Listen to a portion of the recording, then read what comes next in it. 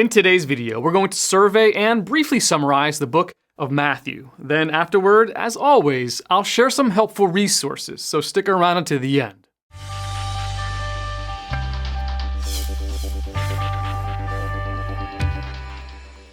As for the author, this book is known as the Gospel of Matthew because it was written by the apostle of the same name. The style of the book is exactly what would be expected of a man who was once a tax collector. Matthew has a keen interest in accounting. The Gospel of Matthew is very orderly and concise. Rather than write in chronological order, Matthew arranges this gospel through 6 discussions. As a tax collector, Matthew possessed a skill that makes his writing all the more exciting for Christians. Tax collectors were expected to be able to write in a form of shorthand, which essentially meant that Matthew could record a person's words as they spoke, word for word.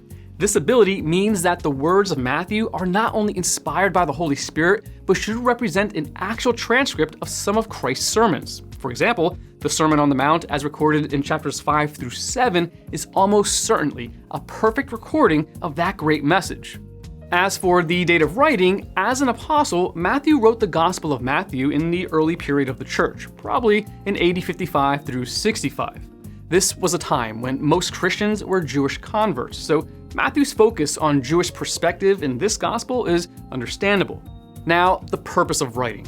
Matthew intends to prove to the Jews that Jesus Christ is the promised Messiah. More than any other gospel, the Gospel of Matthew quotes the Old Testament to show how Jesus fulfilled the words of the Jewish prophets. Matthew describes in detail the lineage of Jesus from David and uses many forms of speech that Jews would have been comfortable with. Matthew's love and concern for his people is apparent through his meticulous approach to telling the gospel story. Here are some key verses. Matthew chapter 5, verse 17. Do not think that I have come to abolish the law or the prophets. I have not come to abolish them, but to fulfill them. Matthew chapter 5, verses 43 through 44. You have heard that it was said, love your neighbor and hate your enemy. But I tell you, love your enemies and pray for those who persecute you. Matthew chapter 6, verses 9 through 13. This then is how you should pray. Our Father in heaven, hallowed be your name. Your kingdom come, your will be done on earth as it is in heaven. Give us this day our daily bread. Forgive us our debts as we also have forgiven our debtors. And lead us not into temptation, but deliver us from the evil one. Matthew chapter 16, verse 26. What good will it be for a man if he gains the whole world, yet forfeits his soul? Or what can a man give in exchange for his soul? Matthew chapter 22, verse 37 through 40. Jesus replied, love the Lord your God with all your heart, and with all your soul, and with all your mind. This is the first and greatest commandment. And the second is like it. Love your neighbor as yourself. All the law and the prophets hang on these two. Matthew chapter 27, verse 31. After they had mocked him, they took off the robe and put his own clothes on him. Then they led him away to crucify him. Matthew chapter 28, 5 through 6. The angel said to the woman, do not be afraid, for I know that you are looking for Jesus who was crucified. He is not here. He has risen, just as he said. Come and see the place where he lay. Matthew chapter 28, verses 19 through 20. Therefore go and make disciples of all nations, baptizing them in the name of the Father, and of the Son, and of the Holy Spirit, and teaching them to obey everything I have commanded you. And surely I am with you always to the very end of the age. The following is a brief summary. The Gospel of Matthew discusses the lineage, birth, and early life of Christ in the first 2 chapters. From there, the book discusses the ministry of Jesus. The descriptions of Christ's teachings are arranged around discourses, such as the Sermon on the Mount in chapters 5 through 7. Chapter 10 involves the mission and purpose of the disciples. Chapter 13 is a collection of parables. Chapter 18 discusses the church. Chapter 23 begins a discourse about hypocrisy and the future. Chapters 21 through 27 discuss the arrest, torture, and execution of Jesus. The final chapter describes the resurrection and the Great Commission. As for connections, because Matthew's purpose is to present Jesus Christ as the King and Messiah of Israel, he quotes from the Old Testament more than any of the other 3 gospel writers. Matthew quotes more than 60 times from prophetic passages of the Old Testament, demonstrating how Jesus fulfilled them. He begins his gospel with the genealogy of Jesus, tracing him back to Abraham, the progenitor of the Jews.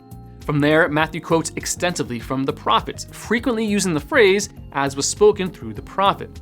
These verses refer to the Old Testament prophecies of his virgin birth in Bethlehem, his return from Egypt after the death of Herod, his ministry to the Gentiles, his miraculous healings of both body and soul, his speaking in parables, and his triumphal entry into Jerusalem. Now for some practical application. The Gospel of Matthew is an excellent introduction to the core teachings of Christianity. The logical outlined style makes it easy to locate discussions of various topics.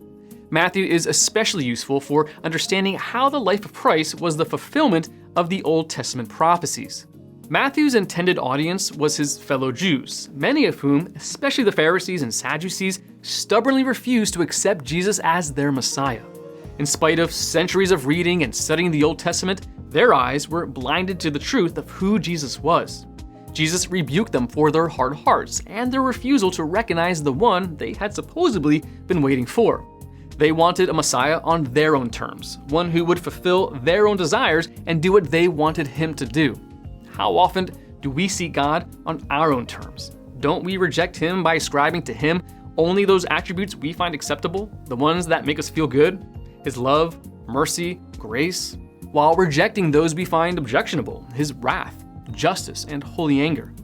We dare not make the mistake of the Pharisees, creating God in our own image and then expecting him to live up to our standards. Such a God is nothing more than an idol. The Bible gives us more than enough information about the true nature and identity of God and Jesus Christ to warrant our worship and our obedience. Want to learn more? Subscribe so you don't miss the next video. Visit gotquestions.org for more great content and check out the details section below this video. There you'll find one book I recommend along with several links to related questions. If you'd like to learn about Bible Munch or if you're interested in bite-sized devotionals, subscribe to Bible Munch on YouTube. It's linked right there. Now remember, got questions? The Bible has answers. We'll help you find them.